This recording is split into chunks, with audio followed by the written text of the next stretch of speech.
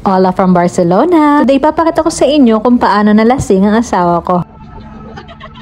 Charot! Pupuntahan natin na isang lugar na dinadayo talaga ng mga lasinggero. Charot! Okay, seryoso na ako ngayon. Pupunta tayo sa Santa Coloma de Farnes. Kasi every year meron sila doon na Ratafia Fair. At ilang karaniwang paradahan ng pagkain, toys, clothes, gifts, etc. Ipapakita ko na rin sa inyo bukod sa Barcelona ang isang city na dapat nyong ilagay sa listahan nyo. Dito ay ginanap ang ilang taping ng paborito kong serye, The Game of Thrones. At yung movie na rin na Perfume. So tara, mag-almusal muna tayo bagong lahat kasi 1 hour din ang biyahe simula sa Barcelona. At para na rin walang iyakang maganap sa loob ng kotse. Sa totoo lang, kahit saan kami magpunta, napaka-behave ng mga anak na. Dadala lang ako ng konting toys, okay na sila. Dito sa Spain, mabulubundukin. Yes. Kahit saan ka tumingin, may matatanaw ka talagang bundok. Sa dami ng bundok, kahit si Google, hindi niya mabilang.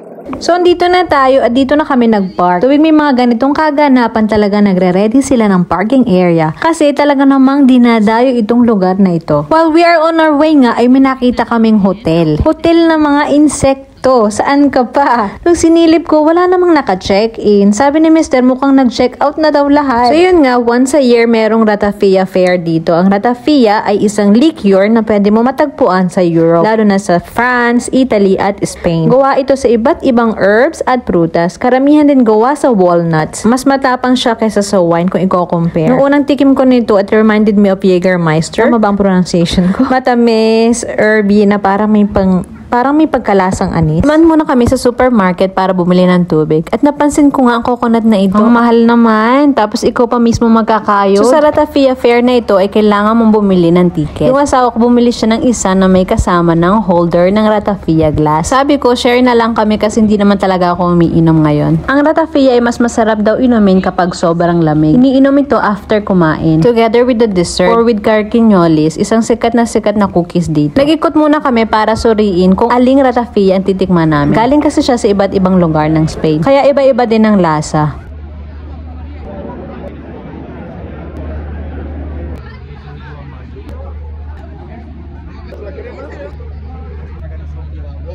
Ito nga pala yung isang makina daw na ginagamit dati para i-distill ang mga alak. At ito na nga nakapili ng asawa ko. Si kuya naman to explain talaga kung anong klaseng Ratafia ang binibenta niya. Hindi naman bibili yarn.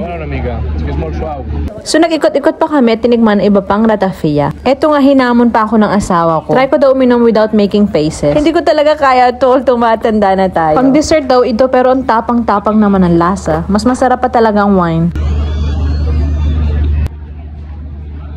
Pero itong huling natikman ko ay ang tanging nagustuhan ko. Ito daw ang winner this year. Pero di siya bet ng asawa ko kasi hindi daw lasang Ratafia. Lasang wine na daw. Kapag may mga ganitong ferya, hindi rin nawawala ang iba't ibang food stalls. May nagbebenta rin ng damit, sabon. Eto, ipapakita ko sa inyo kung ano-ano mga binibenta dito.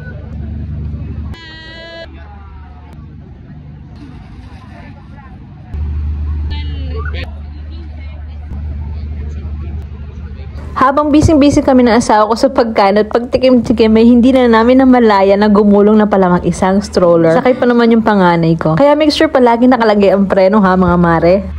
Ay! Sinisipan ng asawa ko yung Ratafia. Yung mga nakita rin kami nagbebenta ng sandwiches. Eto napaka-hygienic. Mekos sandwich. Mura pa. 4 euros and 50 cents lang. Sa pesos 300. Ay, mahal pala. After namin mag-ikot-ikot, naghanap naman kami ng lugar na makakainan. Ito yung napili naming lugar, yung may playground. May baon kaming pagkain. Donut. Homemade lasagna.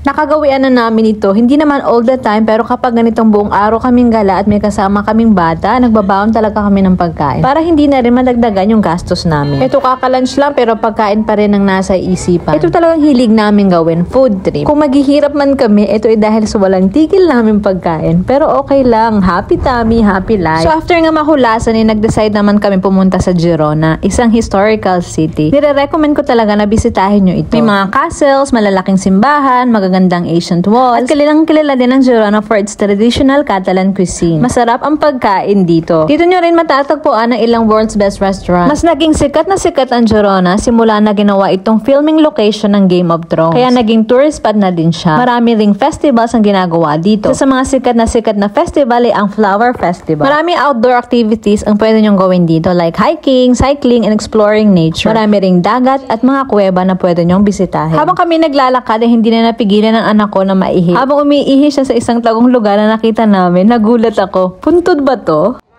Siya nga pala, i-recommend ko na huwag kayong magsuot ng pointed heels dito kasi medyo mabato yung daan. Kaya magdadalawang isip ka talaga if magdadala ka pa ng stroller. Napaka-narrow din ng daan at maraming hagdan. Marami din silang souvenir shops, restaurants at malawak ang shopping center nila. Ito naman ang sikat na bridge dito.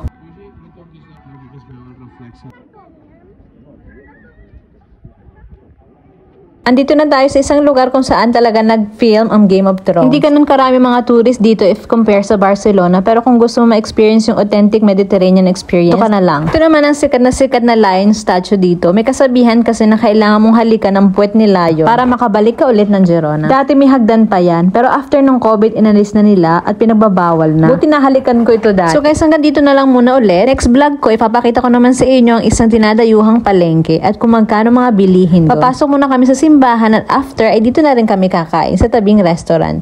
Good night! Adios!